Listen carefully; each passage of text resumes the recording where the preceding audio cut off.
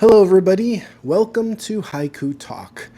I'm your host, Ben Ga, your friendly neighborhood haiku poet, and today we're going to be taking a look at a piece from a new anthology whose title is a poem by Sandra Barnes. The title of this book is Tea, All the Time It Takes. And it is an anthology about tea. Most of the poems in here are by contemporary writers, but there's a section in the back by some of the classic masters.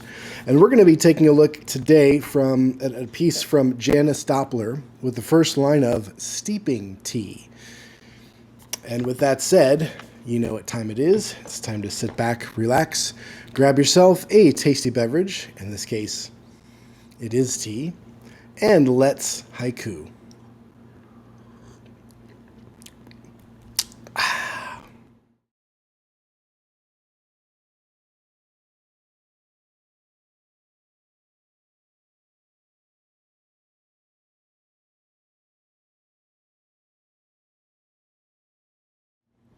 Welcome back, everybody. It's good to be with you again for another episode of Haiku Talk.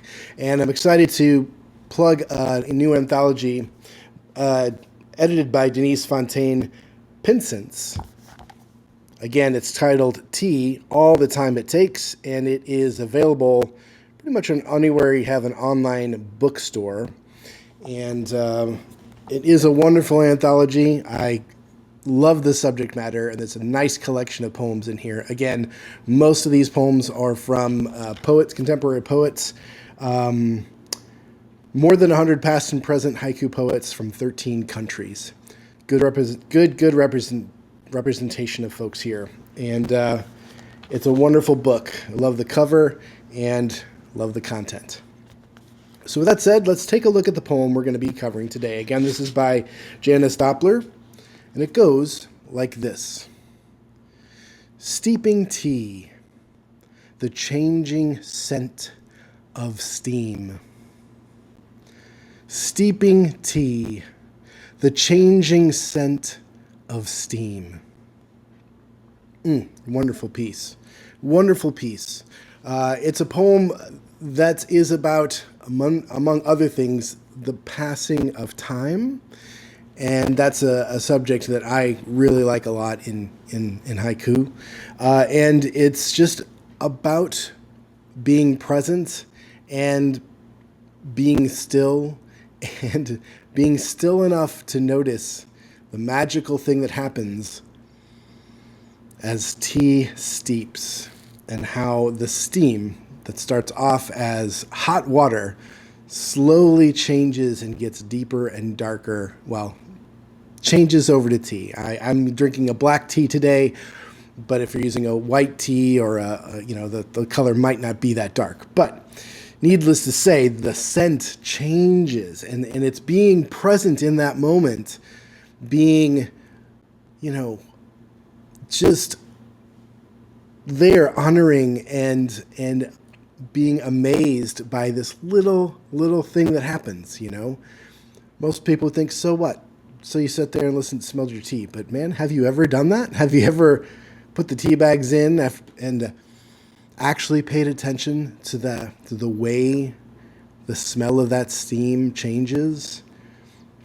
In that moment, I mean, it's just a beautiful haiku moment. It's just a beautiful haiku moment.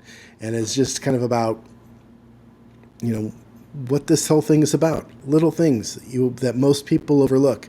That when you stop and really get into this form, either by reading it a lot or by writing it, you've given yourself permission to take stock of these little things that happen, these little moments, in that 2 to 3 to 5 minutes, however long you steep your tea, whatever tea you're steeping, to notice that thing happening. And it's a magical thing how tea steeps and it changes. The tea becomes the thing that you want to drink in that steeping. It starts out as water and ends up being the beverage that you want to drink and giving you that comfort, giving you that maybe a caffeine boost, giving you that whatever is going to take place once you start drinking that tea. It's that time of transformation. It's a beautiful thing. So let's take a look at how this is constructed. It does follow the fragment and phrase format that we often see, with the first line being the fragment of steeping tea with a nice em dash, which helps us focus on that moment, focus on that line, and then it's followed by the phrase, the changing scent of steam. And that's how you do it, folks. Because again, haiku is about the juxtaposition of two things, and it's that place where they meet in the middle, that cut, that dividing line where the tension happens, and you might say the transformation happens for the poem. The whole moment takes shape, has context, and really becomes alive. And when you do that fragment and phrase, it's the line, it's the space between, in this case, line 1 and lines 2 and 3, where that happens, where you set things up with the fragment, and then the phrase makes the thing come alive. But it's that putting those two things together that makes things work.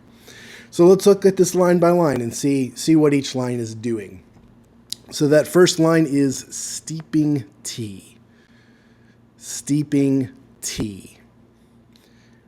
Great line. I've used it myself, and I must admit I'm jealous not to be in this anthology, but love it just the same.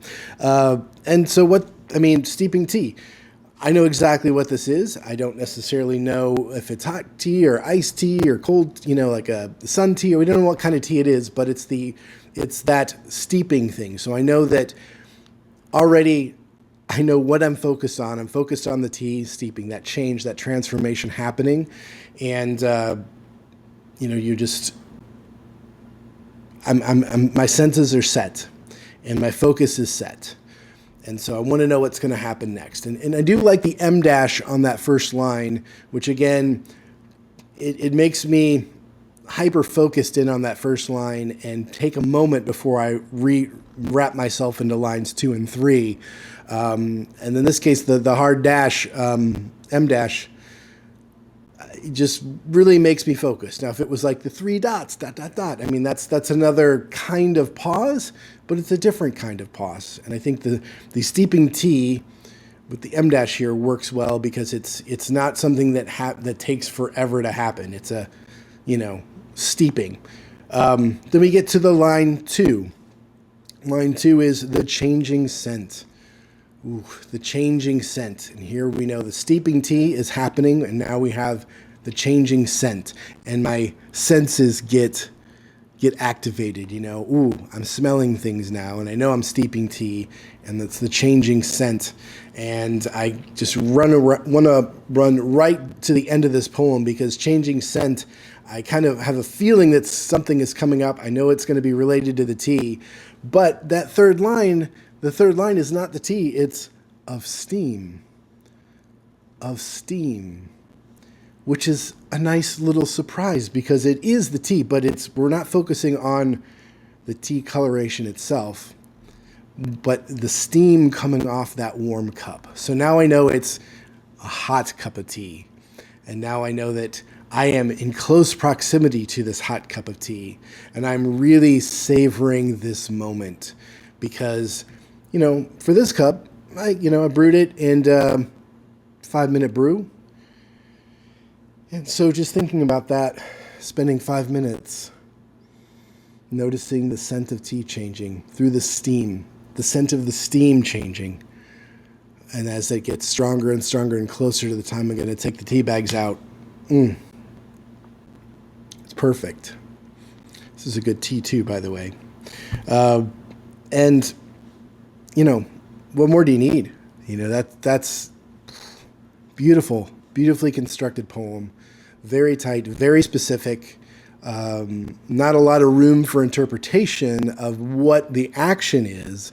But what's nice is, of course, it leaves us room to fill out the moment.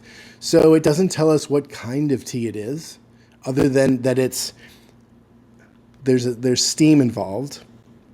So we know it's hot. But we don't know of anything more than that. We don't know what kind it is. We don't know if it's steeping in a mug. We don't know if it's steeping in a pot. We don't know where the scene takes place. We don't know if it's morning, dinner, morning, lunch, morning, afternoon, or evening. We don't know who's present. We don't know any of that stuff.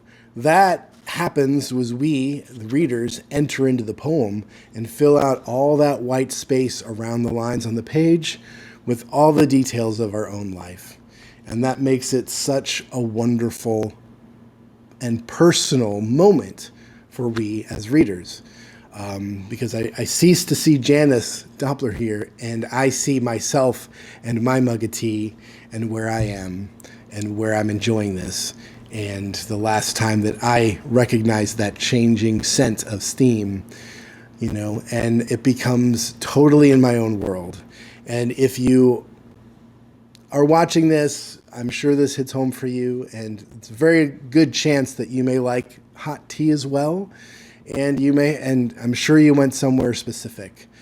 For this one, I brought out an old mug of mine that I really like, a hand-thrown mug that I haven't used in a little while, just because it was a good way to kind of honor the moment, and it just felt right. We all have our favorite mugs. We all enjoy things in certain ways, and again, inspired by this poem to use this mug and have my moment. It's wonderful. And perhaps having encountered this video and this poem, you're going to go brew your own tea and, have your own little moment there. So, yeah. And that's all we have for today, everybody. Thank you for tuning in. Thank you, Janice. Thank you, Denise, for this beautiful book. Again, the title is Tea, All the Time It Takes, which is a wonderful poem in and of itself by Sandra Barnes. And do drop, if you have the ability to do that, to buy a copy of these things, please do so. It's not only great for getting this recognition on getting some sales for Denise, getting these poems in the hands in front of you, in front of other people, and having this be a book that shows up on other people that bought this book also bought this book. It's kind of like if you like and subscribe to my channel, it does the same thing for this channel. People that watch this might also like to watch this. And that's how word of mouth spreads. That's how things spread around. And I guarantee you're going to enjoy this. There's a lot of great work in here by a lot of poets that you may know already, or you're going to want to get to know. So thank you for this book, Denise. Happy to purchase this. All right, everybody, that's it. So until next time, enjoy your tea and peace.